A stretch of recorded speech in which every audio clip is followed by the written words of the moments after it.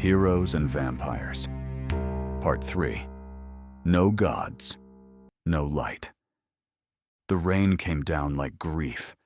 It hissed against the cracked stone steps of what had once been St. Marin's Cathedral, now half collapsed, broken by fire and time. A shattered crucifix hung sideways above the entrance. Someone had scrawled, "No gods left," in black ash across the doorway. The heroes slipped inside with no ceremony. Zara clutched Drew's coat, trembling from exhaustion. KC lit a candle using flint and a rag soaked in lamp oil. The flame flickered against the cold stone, painting the ruined walls in shadows. Water dripped from the broken ceiling into shattered pews. The place reeked of mildew and rot, but it was shelter. For now. Jax leaned against a pillar, quiet, watching the flame. The rain soaked through the holes above him, streaking mud down the jagged fresco of saints long forgotten. Their faces had melted in the heat of some long-ago fire, just like everyone else. Flashback. The screams had come first. The virus moved faster than logic. By the time cities shut down, it was already in the blood. Kids collapsed on playgrounds. Couples died in their beds. Neighbors started locking their doors. Not against infection, but what came after. Hospitals turned into morgues. Then the dead stood back up. Not as zombies, not as people, as something else. Faster, stronger, hungrier. They came in waves, and the world gave up. Back in the church, the air grew heavy. "I don't like this place," someone muttered. Zara sat near the altar, hugging her knees. One of the newer survivors, Kellen, kept pacing, back and forth, gripping his axe, his eyes darting toward Jax every few steps. Finally, he snapped. "You want to tell us what you are?" The room went still. Jax didn't move. Drew stepped forward.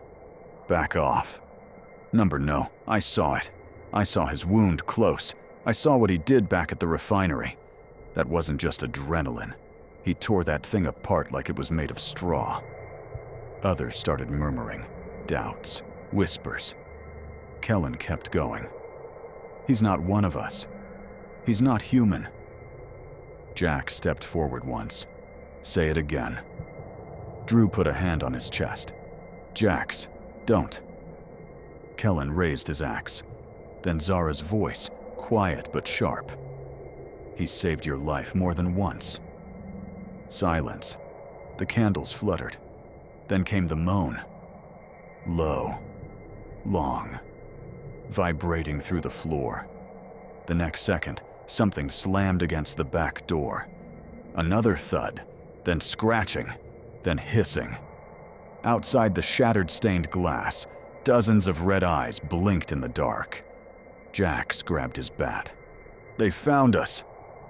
The vampires came through the broken side wall like rats through plaster. Screams, chaos. One man was pulled through the rafters, gurgling. Another was tackled across the altar, blood painting the stone. Drew fired until his clip emptied. Jax tore through them, steel bat flashing in the candlelight, crushing skulls, splitting ribs, howling through the madness. But then, everything blurred. A scream tore through him, inside. His vision tunneled. Muscles convulsed. Then, nothing. When Jax came to, the church was silent. Ash drifted through the air. Vampire limbs twitched on the floor. Torn torsos slumped across pews. Some had clawed at their own throats, burned from the inside. Jax sat in the middle of it all, shirt torn, body steaming. His hands were black with blood. Drew knelt beside him with a cloth and a bottle of water. "You blacked out," he said. Jax groaned. "How many?" "Too many. But it's over." He looked around. The others, alive, shaken. But they didn't see. This. I told them the vamps turned on each other. Jax looked down at his hands. I don't remember anything. I know. Jax leaned his head back against the cold stone. Rain dripped through a crack in the ceiling, running over his face like tears he didn't have time to cry. Drew sat beside him. Quietly, he said, "It's getting worse, isn't it?" Jax closed his eyes. I don't know what I am anymore. Outside, the storm raged on, and in the distance, something watched. Something that twisted its jaw into a grin full of needle-like teeth, monstrous and impossible. Thanks for watching Heroes and Vampires. If you enjoyed this story, make sure to hit that like button, subscribe to the channel, and turn on notifications so you never miss an episode. Got a taste for more dark and thrilling tales? Head over to my other